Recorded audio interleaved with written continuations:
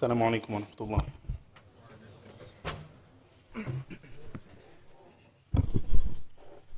الله أكبر الله أكبر الله أكبر الله أكبر. أشهد أن لا إله إلا الله.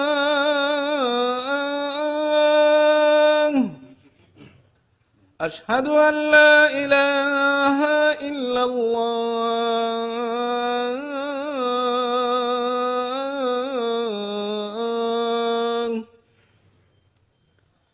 أشهد أن محمدا رسول الله.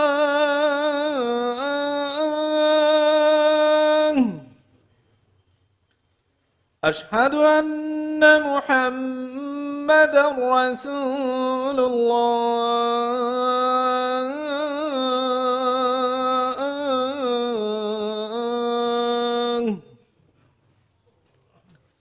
حي على الصلاة.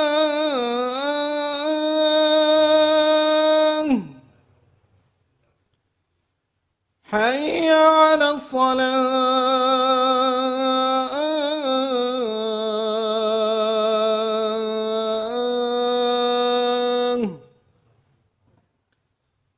حي على الفلاح.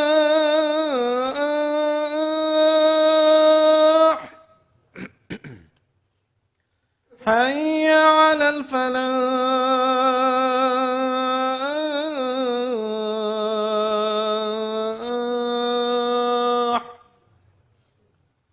الله أكبر الله أكبر. لا إله إلا الله.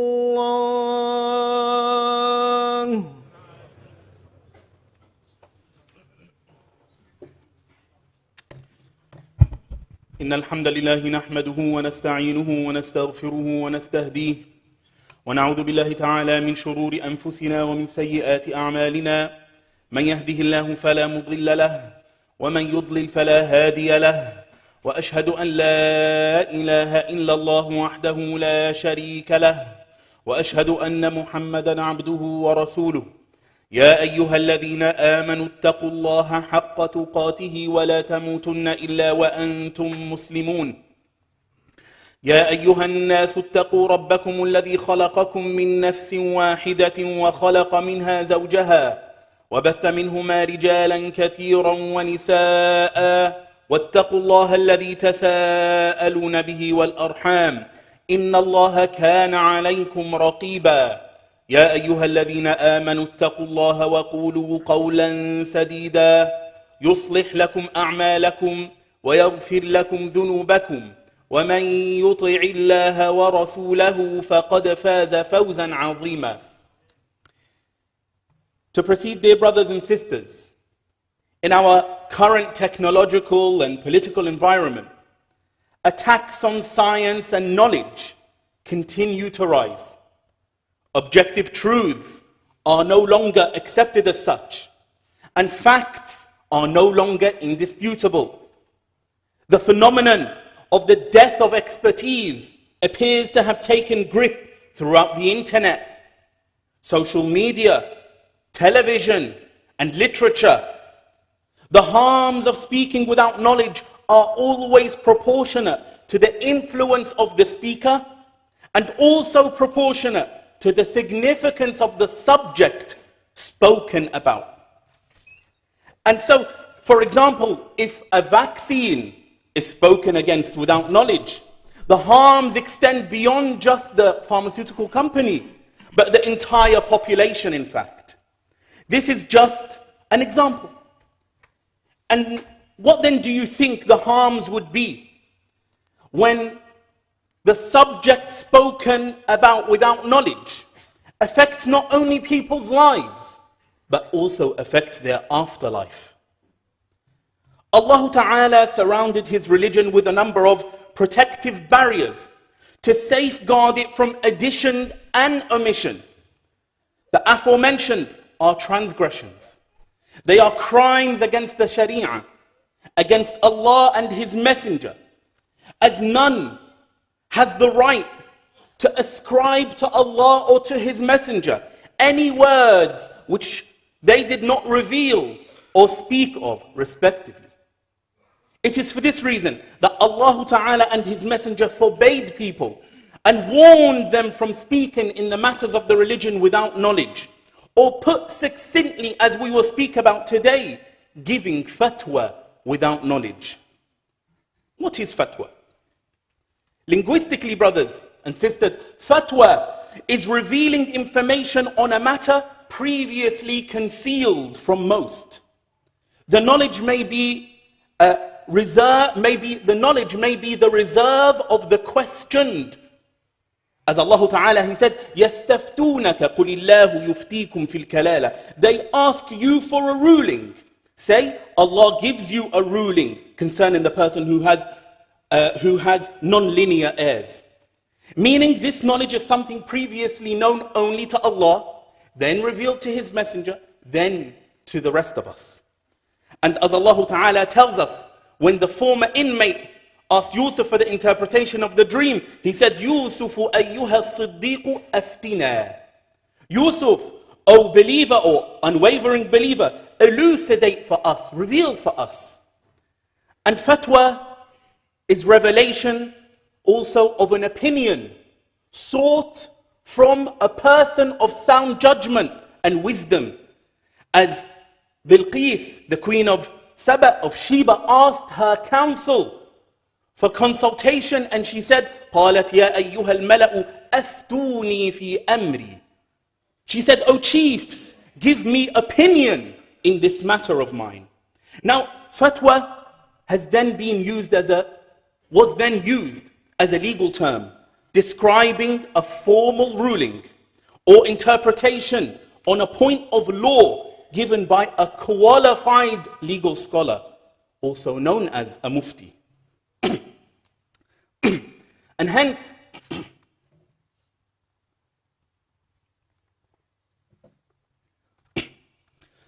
the mufti, dear brothers and sisters, was described as a signatory on Allah's behalf, as he permits and prohibits in Allah Ta'ala's name. And also, Muhammad ibn al-Munkadir, he said the mufti stands between Allah and the creation. So warning the mufti, he said, so know how you stand. Such a position is incredibly dangerous, as the person exposes himself to frightening punishments in the case that he delivers erroneous religious decrees due to insufficient knowledge. Most of the companions knew the significance of fatwa, dear brothers and sisters, and they fled, they ran away from it. Abdurrahman ibn Abi Layla, he said, I witnessed 120 of the companions from the Ansar, each of which, when they were asked a question, they would defer it to their brother, and the brother would defer it to the next, until the question would circle and return to the first person asked. Notice, these were the companions who witnessed revelation come down upon the Prophet ﷺ, the interpretation of the revelation, who saw the Rasul ﷺ's actions and approvals and heard his speech.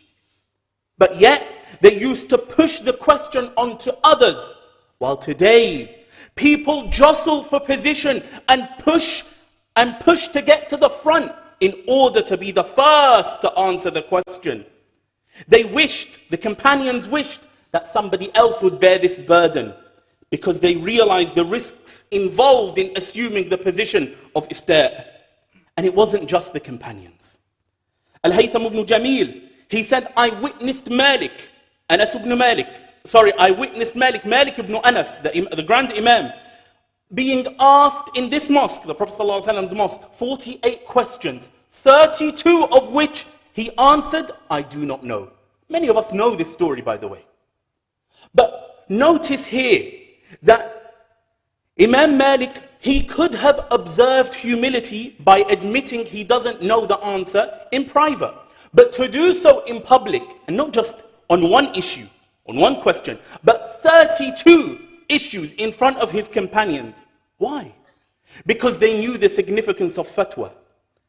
One man once asked him, "Oh Imam," he asked him a question, and Imam Malik, he said to him, "I don't know, la adri." And he answered, "It's a light matter, khafifa, it's a small matter." Imam Malik was angered and he said, "Khafifa, light, you consider it small. There is nothing in knowledge that is small. Did you not hear Allah's words? Inna sanulqi alayka qawlan thaqila. Indeed, we are about to cast upon you, O Muhammad, a heavy word." Don't think for a moment that this implies that Malik radiallahu anhu was not qualified for fatwa. He said of himself that he did not give fatwa until 70 turbaned men, meaning 70 scholars, they licensed him to do so. And going further, he said, "I did not sit to give fatwa until I asked Rabi'ah and Yahya ibn Sa'id, who commanded me to give fatwa. And if they had prohibited me, I would have refrained." This was the state of the scholars who knew that they were to be resurrected on a great day, on a mighty day, to stand before their Lord. The great-grandson of Abu Bakr, Al-Qasim ibn Muhammad, or the grandson rather of Abu Bakr, Al-Qasim ibn Muhammad ibn Abi Bakr, he was one of Al-Fuqaha al-Sab'a, one of the 7 jurists of Medina. These 7, fatwa was not given by anyone in Medina but them during their time, in a time when Medina was bustling with scholars. And in a gathering, he was asked a question, and he answered, "La uhsinuha." I'm not good at that. I'm not a specialist in that. I'm not qualified to answer that question. And the man said to him, "But I know nobody more knowledgeable than you." And he said to him, "And what can I do for you?" "I don't know. I'm not good at this field of law." And so an elder from Quraysh said to him, "My nephew, maintain this word. Adhere to this word, for wallahi, I have never seen you sat in a gathering looking more noble than you look today." And Al-Qasim replied to him, "And I wallahi will never, and I wallahi would rather my tongue be cut out than to speak about something that I do not know." This was the state of the scholars who, if they knew something, they would speak about it. And if they didn't, they would defer the question to someone else. Suhnun, Abu Sa'id al-Qayrawani, one of the great scholars of the Malikiyyah, was once asked by a man a question, and days passed without him answering. So the man came to rush him for an answer. And Suhnun said to him, "What can I do for you? What can I do? The matter is complicated, and there are many opinions, and it has trumped me. I can't find a solution, I can't find an answer yet." So the man said in praise of Suhnun, "And you are qualified and you are fit for every difficult matter." And he said to him, "Hayhat, hayhat. Impossible, impossible. You think I will sacrifice my flesh and blood to the fire for your praise?" None were more God-fearing than them. None were more knowledgeable than them. And none were more trustworthy in the religion than them. Today, dear brothers and sisters, we live in an age where the number of platforms from which people can speak and propagate their views have increased in number and nature. And so, a whole host of self-endorsing individuals claiming knowledge and scholarship have found a range of options readily available for them to promote themselves and their so-called religious opinions and make their voices heard. It's necessary to highlight the dangers of doing so, not just for those who may potentially follow them, but also for these people speaking without knowledge, to highlight to them the hazardous path which they have chosen for themselves, which will lead to disgrace in this life before the akhirah. Allah Ta'ala, He is the one who raises the scholars. As He said, Jalla Sha'nu, يرفع الله الذين آمنوا منكم والذين أوتوا العلم درجات. Allah elevates by degree those who have attained faith and those given knowledge. As for the ignorant, the Messenger sallallahu alayhi wasallam, he said, إن الله لا يقبض العلم انتزاعا ينتزعه من العباد ولكن يقبض العلم بقبض العلماء حتى إذا لم يبق عالما اتخذ الناس رؤوسا جهالا فسئلوا فأفتوا بغير علم فضلوا وأضلوا. Allah does not take away the knowledge by stripping it from the hearts of men, but He takes knowledge by the death of the scholars. Until when no scholars remain, the people will take their leaders. They will take as their leaders ignorant people, who when consulted will give their verdict without knowledge. So they will go astray and will lead the people astray. And so notice, in the verse, Allah states that He raises and elevates the scholars. And in the hadith, the Messenger sallallahu alaihi wasallam states that the ignorant are raised by the people. And therefore, do not be impressed by the number of views or followers that someone may have online. It is not indicative of their knowledge. When was the common person, when were common people made judges as to who scholars are? Not every student of knowledge is qualified to give fatwa. The companions themselves were not equal in knowledge. Among them was the faqih, the jurist, and the hafiz of the Qur'an, and the hafiz of hadith. And most didn't occupy a position of knowledge, by the way, but they enjoyed the privilege of suhbah, companionship, which was sufficient for them. And so they had varying degrees of knowledge and understanding. For example, Allah Ta'ala, He says in Surah Al-Baqarah, وَكُلُوا وَاشْرَبُوا حَتَّى يَتَبَيَّنَ لَكُمُ الْخَيْطُ الْأَبْيَضُ مِنَ الْخَيْطِ الْأَسْوَدِ مِنَ الْفَجْرِ. Eat and drink until the white thread becomes evident to you from the black thread at dawn.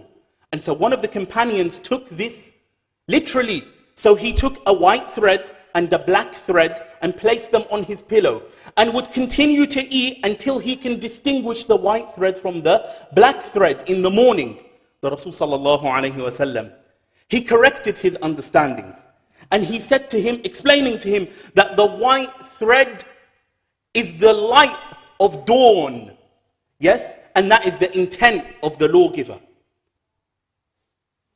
Not every righteous person, not every pious worshipper is a scholar, dear brothers and sisters.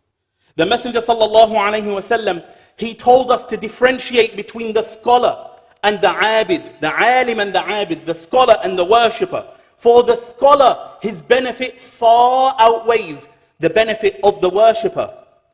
And this story, I tell you, I am witness to, where a man said to me that he went to a local mosque, a mosque that was local to me before, and he went to ask a question on prayer, and he said, I asked the first bearded man in the reception. And the answer, of course, indicated great ignorance in fiqh, great ignorance in law. And I said to him, what you did was akin to going to the hospital and asking the porter for medical advice. This matter, dear brothers and sisters, is widespread. We see it all the time and in almost every mosque. The person who frequents the mosque, who looks the part, will eventually be asked a question. So fear Allah and defer the question to those of knowledge, and do not have a pop, because in having a pop, you will be misguided and misguide others. For it is not a YouTube clip and khutbah that gives you knowledge, or a little pamphlet that you read that will give you knowledge, or even memorizing the entire Qur'an that is knowledge. No, brothers and sisters. Just to give you an idea as to what the conditions of the mufti are, that they must excel in at least one school of legal thought, that they must understand the differences between the schools of thought in order to accommodate, and that they must be sensitive to the condition of the mustafti, the questioner. Are they in the category of those who are given rukhas, licenses and special dispensations, or not? He must be able to give fatwa according to one school of thought, and to stick to the one, or to stick to the fields of law that he or she has specialized in.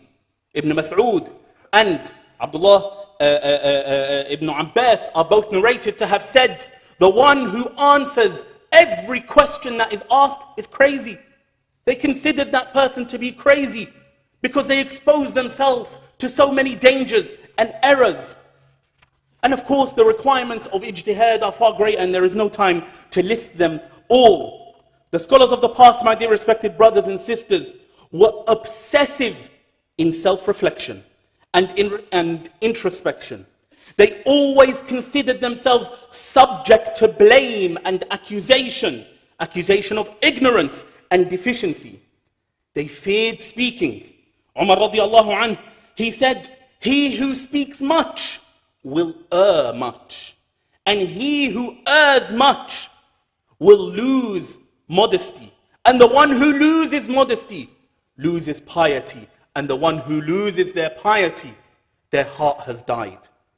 And it is when the scholars fled from iftar and speaking excessively, it was then that Allah guided them to accuracy in speech and actions. Dear brothers and sisters, fear Allah and speak only of what you know with certainty, and know that His religion is not subject to your uninformed opinions and whims. May Allah Ta'ala guide us to what is best for us in this life and the next, and preserve our tongues from violating against Allah Ta'ala's religion. أقول قولي هذا وأستغفر الله لي ولكم فاستغفروه إنه هو الغفور الرحيم.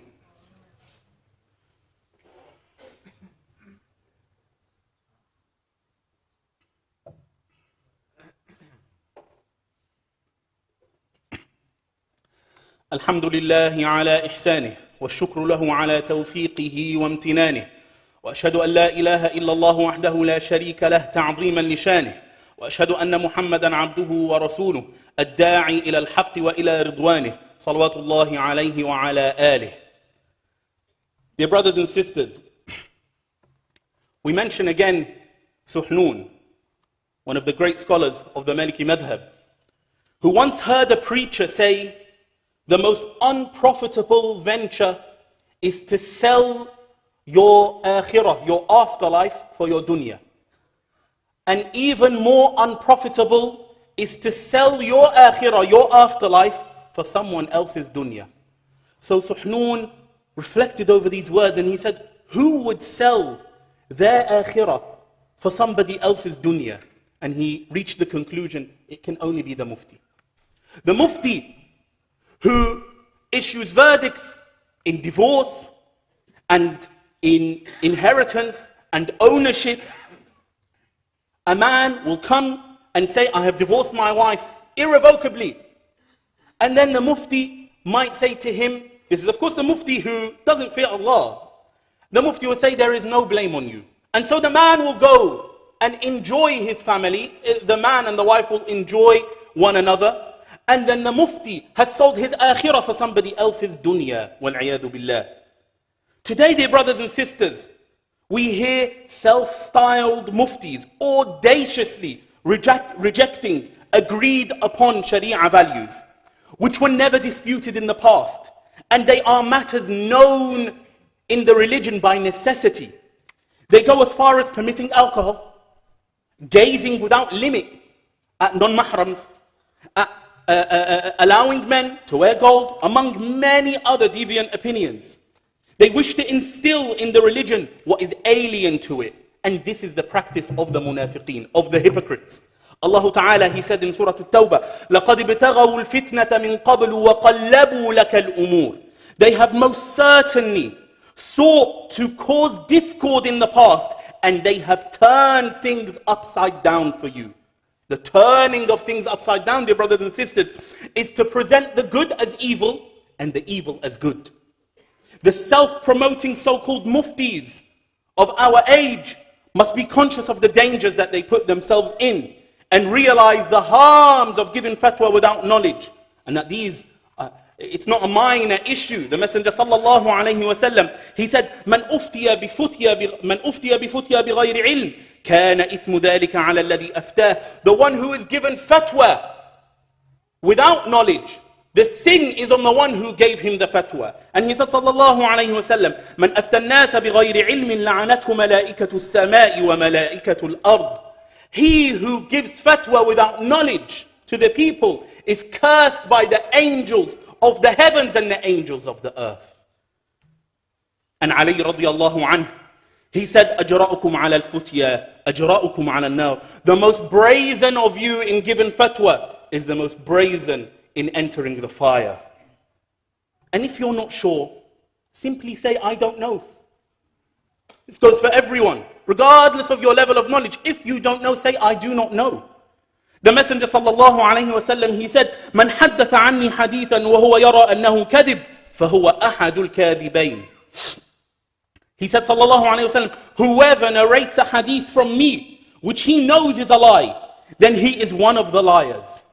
And in another narration, and he thinks it could be a lie, then he is one of the liars.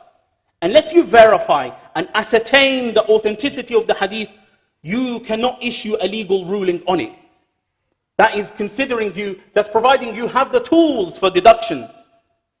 You are not allowed to even share it. As we see hundreds of bogus hadiths circulating social media and on WhatsApp. The Rasul sallallahu alayhi wa sallam said, if you say this word, then you get 10,000 this, and a hadith that have no basis. And in circulating them and sharing them, you share the sin of the fabricator of the hadith for propagating a lie. You're not lying against anyone. You are ascribing or you are attributing a lie to the master of mankind sallallahu alayhi wa sallam. He said, إِنَّ كَذِبًا عَلَيَّ لَيْسَ كَكَذِبٍ عَلَى أَحَدٍ. A lie or ascribing falsehood to me is not like ascribing a falsehood to anyone. مَنْ كَذَبَ عَلَيَّ مُتَعَمِّدًا فَلْيَتَبَوَّأْ مَقْعَدَهُ مِنَ النَّارِ. Whoever tells a lie against me intentionally, then surely let him occupy his seat in the fire. Let him take his seat in the fire for ascribing to the religion what is not of it. Imam Malik's teacher, Rabi'ah, cried one day and he was asked, why are you crying, O Imam? And he said, a person with no knowledge was asked and consulted today, and indeed a great corruption has appeared. He understood what it meant for an ignorant person to speak in the religion without knowledge. It is infiltration in the religion. And Rabi'ah also said one day, among the men are those who speak in matters of the religion without knowledge, and they deserve imprisonment more than the thieves do. What about today then? What about today when those of no knowledge advance themselves for fatwa, despite their evil reputation and their wretched inner state, and their intention only being to show off and to crowd the scholars in their place? And they are warned, but they do not heed. And they are made aware, but they have no self-awareness. And they are forbidden, but they do not refrain. Such corruptors, Allah has promised that they will not succeed. He said, Jalla Jalaluh, وَلَا تَقُولُوا لِمَا تَصِفُ أَلْسِنَتُكُمُ الْكَذِبَ هَذَا حَلَالٌ وَهَذَا حَرَامٌ لِتَفْتَرُوا عَلَى اللَّهِ الْكَذِبَ إِنَّ الَّذِينَ يَفْتَرُونَ عَلَى اللَّهِ الْكَذِبَ لَا يُفْلِحُونَ. And do not say lies concerning that which your tongues describe. This is lawful and this is unlawful, in order to fabricate lies and attribute them to Allah. Indeed, those who fabricate lies and attribute them to Allah do not succeed. And Allah Ta'ala equated fatwa without knowledge to the gravest sin, to shirk, where He said, Jalla Jalaluh, قل إنما حرم ربي الفواحش ما ظهر منها وما بطن والإثم والبغي بغير حق وأن تشركوا بالله ما لم ينزل به سلطانا وأن تقولوا على الله ما لا تعلمون.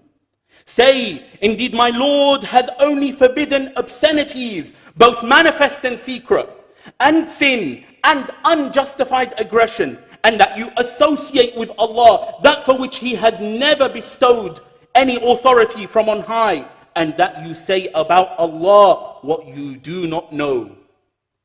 How then can an intelligent person, dear brothers and sisters, seek promotion and advancement in this field. Not least when they are not qualified, and even when they are qualified, to not hasten to it, but to observe some patience. We ask Allah subhanahu wa ta'ala to guide us, and to grant us knowledge, and to grant us wisdom, and the ability to refrain from speaking when we know that in speaking there is no benefit, and that Allah ta'ala guide us to what is best, and that Allah tabaraka wa ta'ala increase our scholars in virtue and increase the ummah in scholars. هذا وصلوا وسلموا على خير الأنام فإن الله أمركم بأمر بدأ به بنفسه وثنى بملائكة قدسه ثم بكم أيها المؤمنون فقال جل من قائل إن الله وملائكته يصلون على النبي يا أيها الذين آمنوا صلوا عليه وسلموا تسليما اللهم صل على محمد وعلى آل محمد كما صليت على إبراهيم وعلى آل إبراهيم وبارك على محمد وعلى آل محمد كما باركت على إبراهيم وعلى آل إبراهيم إنك حميد مجيد. The brother standing in the back, you standing is not gonna speed up this khutbah. You do not stand until the iqamah is given. اللهم صل على محمد وعلى آل محمد كما صليت على إبراهيم وعلى آل إبراهيم وبارك على محمد وعلى آل محمد كما باركت على إبراهيم وعلى آل إبراهيم إنك حميد مجيد. اللهم أعز الإسلام والمسلمين وأذل الشرك والمشركين وأعل بفضلك كلمتي الحق والدين. اللهم أرنا الحق حقا وارزقنا اتباعه وأرنا الباطل باطلا وارزقنا اجتنابه. عباد الله رحمكم الله إن الله يأمر بالعدل والإحسان وإيتاء ذي القربى وينهى عن الفحشاء والمنكر والبغي يعظكم لعلكم تذكرون وأقم الصلاة.